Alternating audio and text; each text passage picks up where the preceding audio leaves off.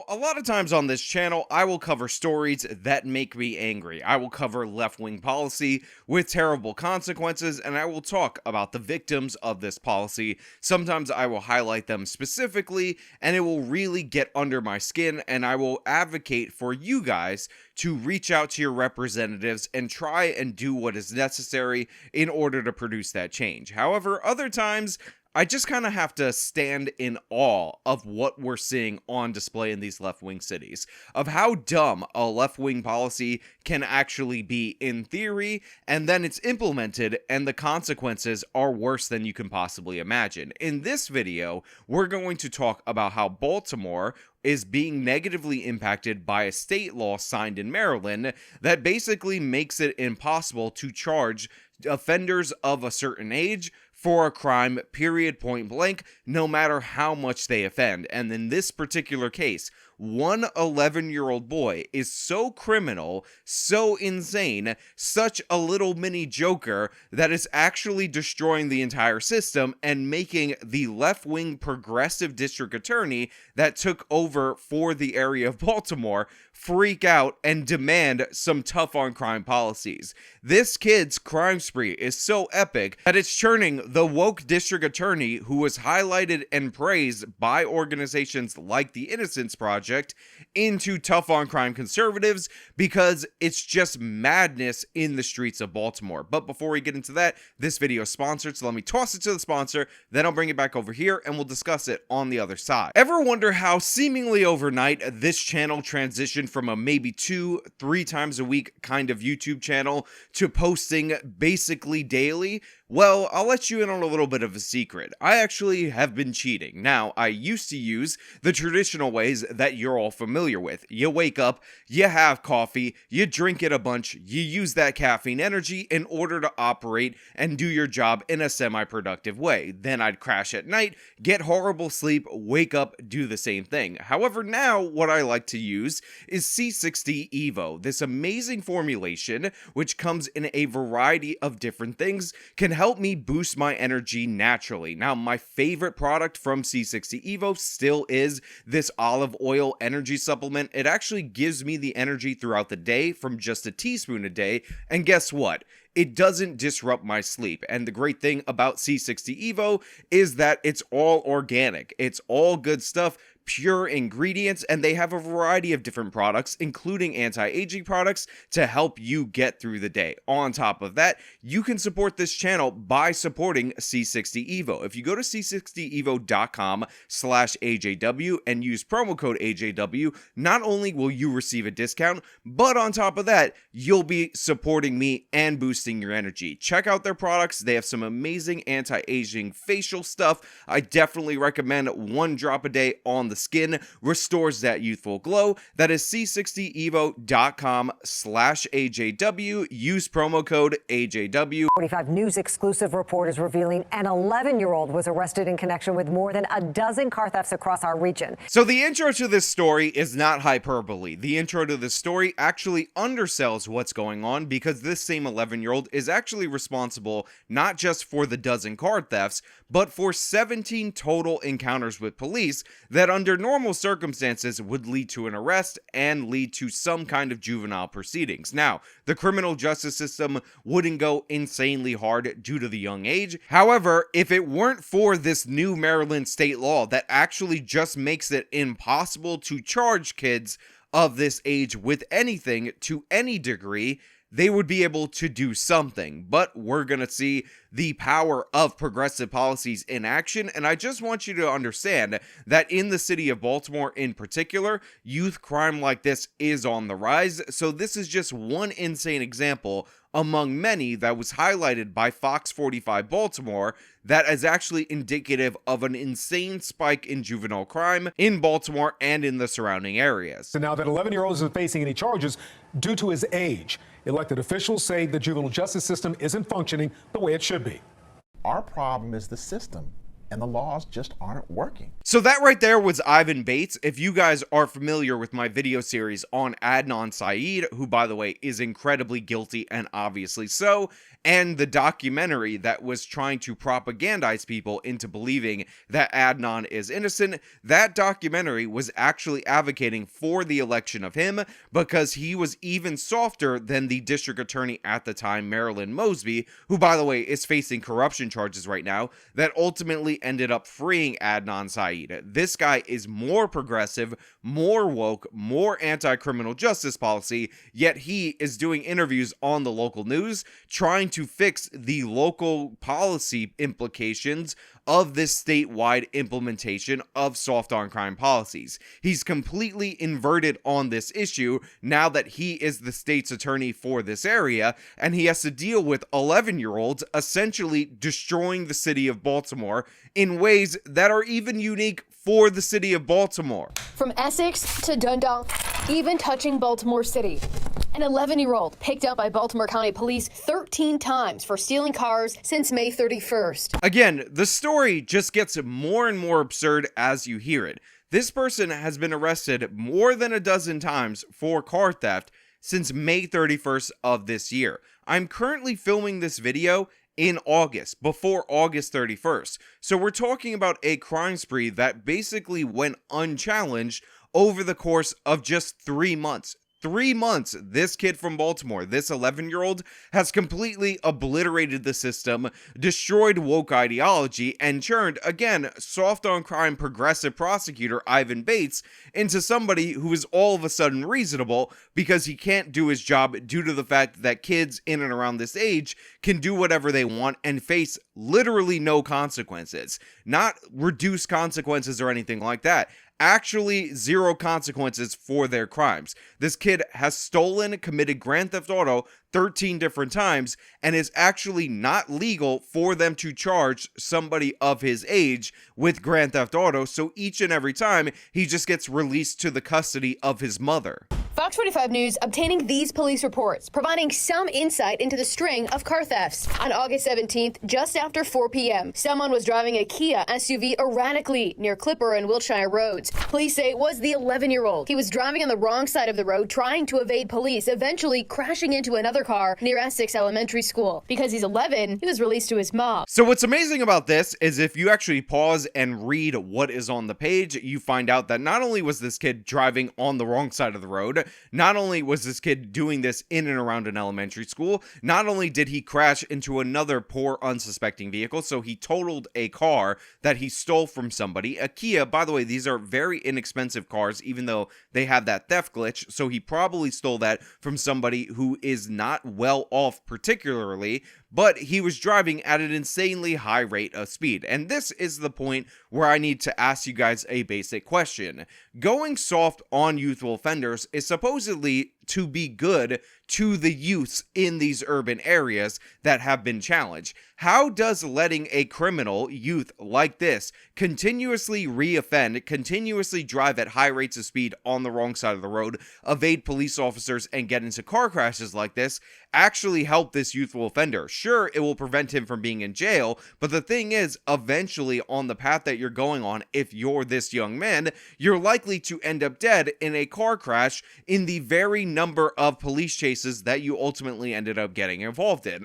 Also, I just want to point out, if there's no consequences for being arrested, if the police just drop you off at your mother's house, why are you running from the police? Why don't you just surrender? Obviously, this is being done for the thrill of it, for the fun of it, and this kid doesn't give a damn about anybody that he hits. Imagine that you have a child that is at that elementary school, age 11, by the way, the same age as the perpetrator, and that child happens to be in an area trying to cross the street or whatever when things go off and this kid ends up hitting that child. He already hit a car in this instance, could have caused serious injuries or death to the vehicle that he hit, and people are treating this like it's normal. Maryland state law protects this criminal, and he's completely destroying the city of Baltimore and the surrounding areas. Just before the first call came in about that speeding car, the 11-year-old's mom called police, warning them her son was driving a stolen red Kia SUV. So the mother knows what's going on to a certain extent. The mother called the police before they got the report of the speeding car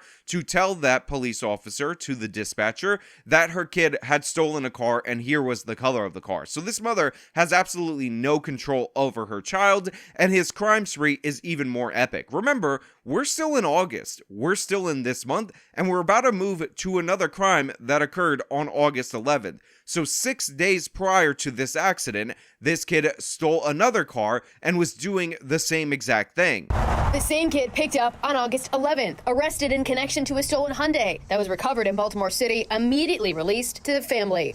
He was picked up again on August 7th. Police writing in the report that all juveniles arrested have been connected to multiple car thefts and attempted thefts in Baltimore County and Baltimore City. So this is absolutely crucial, and again, it goes to my broader point that this is not just this kid in particular, but it's an overall group of youthful offenders that are taking advantage of the soft on crime laws that actually just cannot be charged. He was picked up, again, August 7th. We're still in the month of August, for another stolen car with other kids in the car, and they all had similar histories that were not being prosecuted due to Maryland state law. So essentially, you have an elementary school to junior high school group of kids that are repeatedly stealing cars, being in dangerous situations, putting other people at danger, and there's nothing the police can do under state law other than drive these kids from the accident scene, from the crime scene, back home and say, hey, ma, you should watch out for your kid because your kid is repeatedly stealing cars. This is obviously a disastrous system. I understand the Kia Boys trend is real, but again, you're not helping these kids by not having any consequences for them at this age when they're repeatedly committing crimes and such dangerous crimes. Hours later, the 11-year-old was picked up again and again released to family. Officers picked him up on July 15th and wrote, due to his age, he was released without charge. In an early July police report relating to a car break-in, police recognizing all three juveniles involved seen in surveillance video, including the same 11-year-old. Again, we're not even past July, and we already have about half a dozen police reports, and multiple of the reports say that not only is this kid a regular that the police are familiar with, but the other kids in association with him are also familiar to the criminal justice system. Who are we helping? Who are we assisting other than the criminal with this stupid law? But officers write, no interviews can be completed due to MD juvenile law. That law is terrible. And again, we're going to have Ivan Bates, of all people, the most woke prosecutor who ran in that Democratic primary where Marilyn Mosby was present, talking about how this law needs reform because the police can't even interview these kids. Baltimore City State's Attorney Ivan Bates. You have victims who struggle to make the car payments, struggle to pay the insurance, doing what they can, and here comes a young kid, a child, stealing their car because it's a gang. Look, I gotta give credit where credit is due. Bates is horrible. The crime rate in Baltimore is completely out of control. Their actual solving rate, their clearance rate, has been going down dramatically, and investigations have shown that they're using special clearance in order to bolster their rate, and if you take that out, it's actually even worse in the city of Baltimore. But even he, this progressive, even this guy, who's sponsored by the Innocence Project, an absolutely terrible organization, realizes the error of the state of Maryland's ways, and he realizes that he as a prosecutor can't even do the job of pretending to be ultra woke when a bunch of children are running around stealing cars and ruining people's day-to-day lives. And again, I give him credit for talking about how people are struggling to make payments on these vehicles only to have them stolen, broken into, or similar by 11-year-olds who can never be held to account. And surprisingly, Ivan Bates actually proposes a solid solution later on in this video, which we will discuss we will talk about because it's absolutely crucial that we get movement from people within the Democratic Party, because I got news for you. In the city of Baltimore, there is no Republican Party effectively. Says those juvenile laws simply aren't working. There's nothing the law will allow us to do to hold them accountable, and they're doing whatever they want. If you have 11 or 12 contacts with the criminal justice system for the same exact offense, you're competent enough to steal a car, but you're not competent enough to understand who the judge is, who the prosecutor is, or who your defense attorney is. We got to get real and realize we have to hold young people accountable. Yeah. Is that not wild? Is that not insane to hear from Ivan Bates, knowing the context in which this man was elected, knowing who this person is at his core? He sounds like one of the more sensible people in the country in terms of the criminal justice issue. Now, I will say, since he's not going with the progressive line, that there are some progressives who will still argue that these 11-year-old kids are stealing cars and crashing them in and around elementary schools, and by the way, sometimes getting released to their parents and then stealing another car the very same day in order to provide food for their family because they're just Aladdin. So I will say, I'm sure there's a progressive contingent out there that will still defend this, but even for Ivan Bates, this is a bridge too far. Bates taking issue with the Juvenile Restoration Act and the Juvenile Interrogation Act. The first, preventing these young kids, like the 11-year-old, from facing some charges like stealing cars. And the second, We can't speak to any of them unless we talk to their attorney. which he says can hinder or even halt investigations from moving forward. We cannot do our jobs because our hands are constantly being held in a way that we just can't. Now look, I'm big on defendants' rights. I want them to have the best chance possible, and if you ask me, I would tell you not to talk to the police and ask for a lawyer immediately. However, and this is incredibly crucial, normally the way the juvenile system works is they bring in your parent, and your parent would determine whether or not you're going to grab an attorney or you're going to speak to the police. But the Maryland law appears to take that decision out of the hands of the parent and put it on an attorney, so what you end up with is these crime sprees and no opportunity to even negotiate some kind of a deal for one of these kids in order to effectively get these other kids off the street. Essentially, Baltimore, the home of the Stop Snitching movement, has instituted this in their juvenile justice system, and even woke public defender, defend the defendant, in all instances, Ivan Bates, district attorney, can't handle it. Even Ivan Bates has said this has gone way too far. The laws may have good intentions, Bates said, But young people have taken total advantage of the law. adding it's time for change. With an upcoming juvenile justice hearing scheduled next month, lawmakers in Annapolis are starting to review the current laws, but Bates wants more. If we start looking to parents and holding the parents financially accountable for their children's actions, maybe the parents will start looking at what their children are doing a little bit more. Look, again, I have to give credit where credit is due. I have to be 100% honest with you. I have to tell the truth. I can't stand Ivan Bates. The way that he simped for Adnan Syed, I found disgusting. The way that he's aligned with the Innocence Project, I found to be absolutely shameful. But you know what? If your kid is released into your custody because it's impossible to charge your kid, and then same day, same week, same month, which by the way are all true and all happened with the 11-year-old that we're talking about, he's out there committing the same crime with a bunch of other kids, putting other people at danger, then yeah, you as the parent should be held responsible. I don't give a damn that in one of these instances, the mother ended up calling 911 one time. I don't give a damn that she thinks that her 11-year-old can run the show and she can't say anything to him. She needs strong incentives to hold her accountable for the actions of her child. Just like if your child did something, if your child destroyed something, if your child acted inappropriately in almost any other state in the union, how you, the parent, would be held accountable for that child. If you break a $5 glass jar in a store and you're a kid, your parent's paying for it. So explain to me why this kid is able to crash cars, steal them repeatedly without any consequences. These examples of 13 car thefts are just the ones that we found for one kid so far. Now, as I said, they only looked into the particulars of one kid, but as you saw through the various police reports, what you ended up finding out is that there are multiple kids well known to the police that keep reoffending that are not facing any consequences. There are a bunch of these kids across the city of Baltimore, and they're destroying the city in such a way that even Ivan Bates wants to step up and have change at the state level. But the thing is, The mayor of Baltimore, not interested in actually producing change. Later on in this segment, by the way, I recommend you watch it in full. It's almost 11 minutes. They talk about how the governor has asked for specifics from the mayor, but the mayor doesn't want to commit to anything because he's invested in this woke dogma. So while you have Ivan Bates asking for consequences, the repeal of this law that is obviously generating insane amount of consequences, the fact of the matter is the Baltimore mayor is not interested in doing anything, and that is going to lead to them having hearings but not actually taking action for a long while. Now look, I understand how people want to fight for their communities, want to fight for the area that they grew up in, want to fight for America's once great cities, because allowing them to go into decay is a sign of decline for our nation overall. But I have to be perfectly honest with you.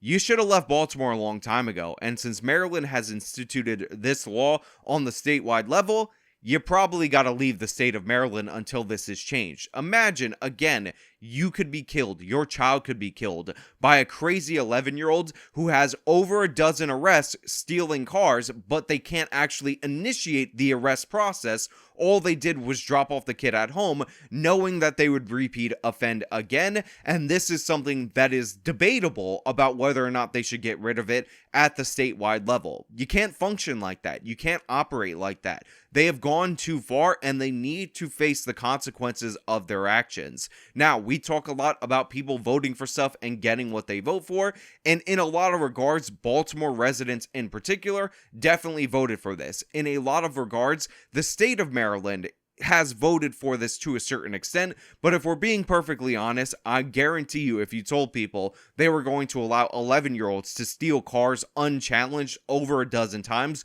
almost 2 dozen times in a 3-month stretch, most people would not have signed up for this. So there is an element of a bait and switch. There is an element of them worried about the school to prison pipeline and all of that, and this just leading to insanely stupid results. But at a certain point in time, when elections come up again, if they don't vote to change it because the legislatures are stagnant on this issue, then yeah, you can definitely assert that these people 100% voted for it, or at least voted for other things that they prioritized above this, which effectively is supporting this. But hey, those are just my thoughts. Let me know your thoughts down in the comments below. If you like the video, show them by leaving a like, subscribe for more content, follow me on my social media, support me via the support links in the description of this video. This has been me talking about the insanity in Baltimore and in the state of Maryland. Till next time.